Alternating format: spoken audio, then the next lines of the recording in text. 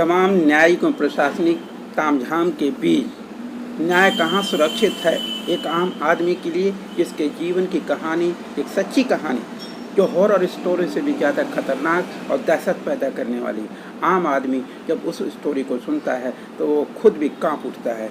देखिए और सुनिए इस सच की कहानी। अभी इसके पहले हमने इसी पर एक जो वीडियो बनाई थी, उसमें हमने आपको उसका पूरे बचपन से लेके उसके 20 साल की उम्र तक उसके साथ किए गए अत्याचार की कहानी सुनाई थी।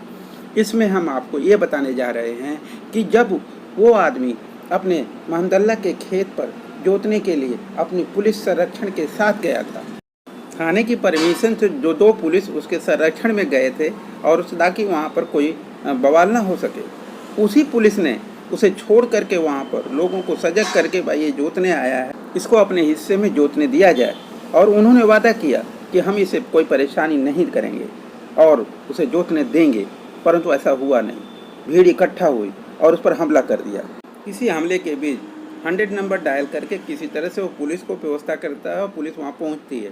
पुलिस जब पहुँचती है तब भी झगड़ा हो रहा होता है, लेकिन पुलिस फिर भी 151 की कोई कार्रवाई नहीं करती है। उसके बावजूद पुलिस जो सब कुछ जान रही है वो उसी व्यक्ति पर विश्लेषक प्रत्यारोप कर रहा है कि सारी गलती इसकी है, सारी ज़मीनों पर इसने कब्जा कर रखा है, अपने दूसरे पटीदारों को उनका हिस्सा ये खुद नहीं दे रहा है।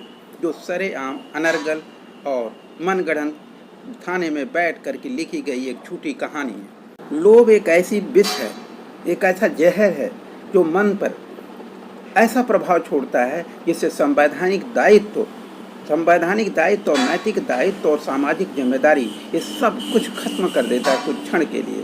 जो पैसे के अंधे ऑफिसर्स अपनी गलतियों को छुपाने के लिए अन्याय की पराकाष्ठा तक जाते हैं। ऑनलाइन की गई FIR का रिपोर्टिंग फाइनल करने के लिए थाने में बैठकर पैसा ले करके एक ऐसी फाइनल रिपोर्ट लगाई गई जिसमें कोई भी कहानी सत्य नहीं है, सरासर झूठ है।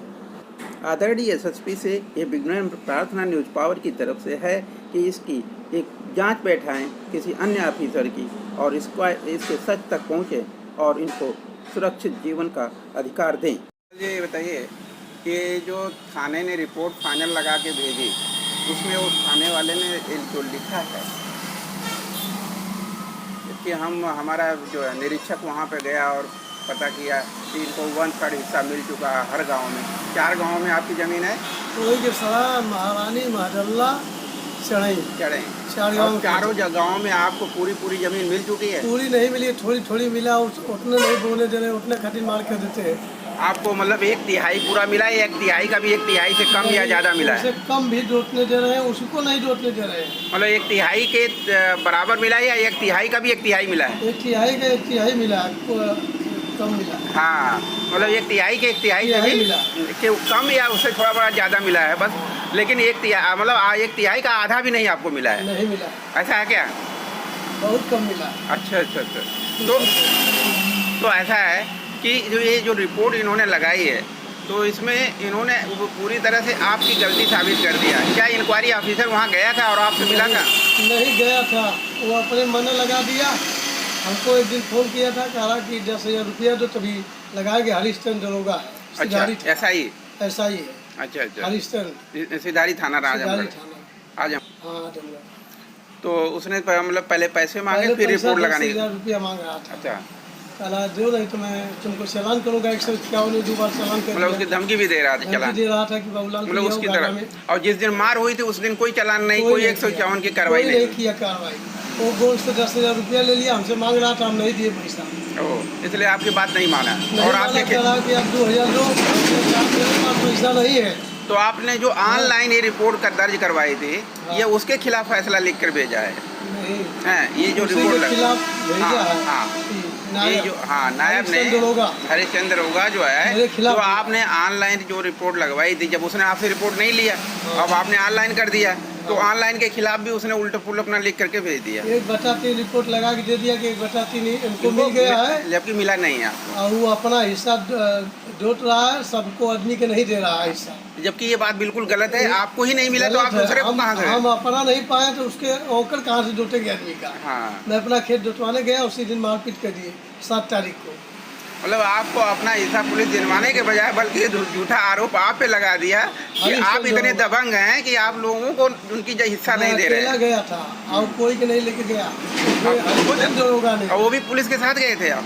पुलिस दूर गए थे, गिरी बाबा अभय सिंह सिपाही गए थे। ये इसमें गवाह हैं? गवाह हैं दोनों जने। मौका पे कहिए बाबूलाल दी खेत जोती है, कोई लफड़ा नहीं। वहाँ पर गए के बाद ये लोग चल गए, उसके बाद वहाँ पर ये लोग आपके साथ मारपीट भी ये खाए वाले से मारपीट कर दिया। हम पिछली वाली वीडियो में आपको दे चुके हैं ये सारी कहानी, सारी बात। मेरा कोई सुनवाई नहीं हो रही है। तो अभी तक एसएसपी कार्यालय से या किसी से भी कोई संरक्षण नहीं, कोई संरक्षण आपको नहीं मिला? नहीं मिला मुझको। जान मारने की धमकी भी मिल रही है? जान मारने की धमकी, वो खेत भी जबरदस्ती बोल रहा है। इसका मतलब यदि आपके साथ कोई दुर्घटना होती है तो आप क्या कहना चाहेंगे कि ये इसकी सारी जिम्मेदारी थाने को होगी? थाना को होगी, क्योंकि यदि आपके साथ कोई दुर्घटना हो जाए तो वो सारी जिम्मेदारी थाने को लेनी चाहिए ना। फिर थाने को इस बात को समझना होगा कि कोर्ट में ऑलरेडी सारे मुकदमे चल रहे हैं बंटवारे के, परंतु वहाँ पर भी तमाम फ्रॉड के चलते वहाँ पर परेशानियाँ और जो न्यायालय की व्यवस्था है उसमें समय लगता है। परंतु वर्तमान परिस्थितियों में अपना पेट पालन के लिए जो ज़मीन पर थोड़ी मोड़ी भी जितनी भी दिया जा सकता है, 1/3 का 1/3 भी जो देना है कम से कम वही दे करके, वही भी जोतने देने होने का अधिकार दे करके उस समस्या को रोका जा सकता था, जो पुलिस ने नहीं किया। पुलिस को इस समस्या के सत्य को प्रमाणित करना था, न कि फाइनल रिपोर्ट की जल्दबाजी करनी थी। उसको भी होगी और वहाँ थाने को। अच्छा।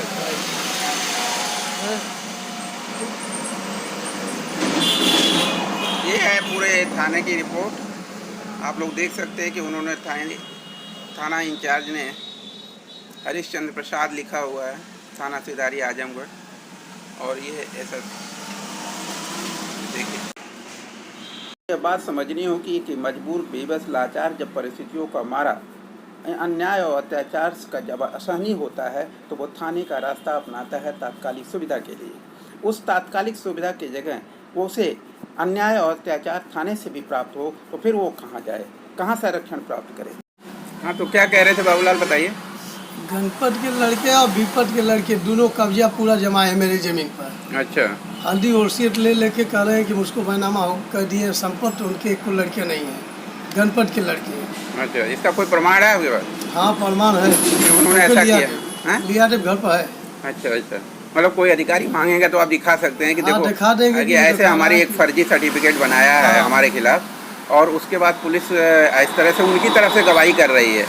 ये तो बहुत ही गलत है कि एक पुलिस विभाग एक तरह से उनकी तरफ से गवाही कर रहा है जो विक्टिम है, अपराधी है जो। खैर, और कुछ कहना है आपको? नहीं, सब गणपत के लड़के और विपत के लड़के दोनों ने पूरी जमीन पर कब्जा जमाए हैं ड्यू जमा से। अच्छा। उसका लड़का बलदीत का एक सिपाही है। वो धमकी देता था? धमकी से पूरा धड़ल्ली से कि मैं अथवा हूँ, सिपाही हूँ, मेरा कोई क्या कर देगा। अच्छा। मतलब उसको अहंकार है कि हम पुलिस वाले वर्दी वाले हैं तो वर्दी वाले हमारा पक्ष लेंगे, हम आएंगे तो सबको मार के मुँगा के पूरा हिस्सा ले लेंगे। Oh my God. हाँ, पूरा कब्जा कर लेंगे, सबको भगा देंगे, घर में से निकाल के। तो इस तरह से सारी प्रॉपर्टी पर तो उन्हीं लोगों का कब्जा है। मतलब आपके ऊपर दया, इसका मतलब उन्होंने आपके ऊपर एक दया के रूप में जब गांव समाज और पब्लिक ने आप पर दबाव प्रेशर डाला तो कुछ कोई 8 बीसा कहीं 10 बीसा ऐसे आपको दे रखा है। मतलब बहुत मेहनत से उतना गांव वाले गाड़ी उड़ी दिए तब जाके दिया, गांव वाले सपोर्ट किए। हाँ, प्रधान वगैरह सपोर्ट किया। नहीं होता है, सब गांव के प्रधान से पूरा चक लगा के। अब थाना प्रशासनिक व्यवस्थाओं का एक अभिन्न अंग है, बहुत ही जिम्मेदार पोस्ट है। इसकी नैतिक जिम्मेदारी इसकी पोस्ट की मर्यादा है। यदि नैतिकता खत्म हुई तो पोस्ट की मर्यादा भी खत्म हो जाएगी और फिर अन्याय और अत्याचार अपनी पराकाष्ठा पर पहुंचना एक स्वाभाविक घटना होगी। उसके लिए कुछ करना नहीं है, आप अपने धर्म मत पूरा करिए, अधर्म स्वयं होता है, उसकी रोकने की ज़रूरत नहीं। जय हिंद।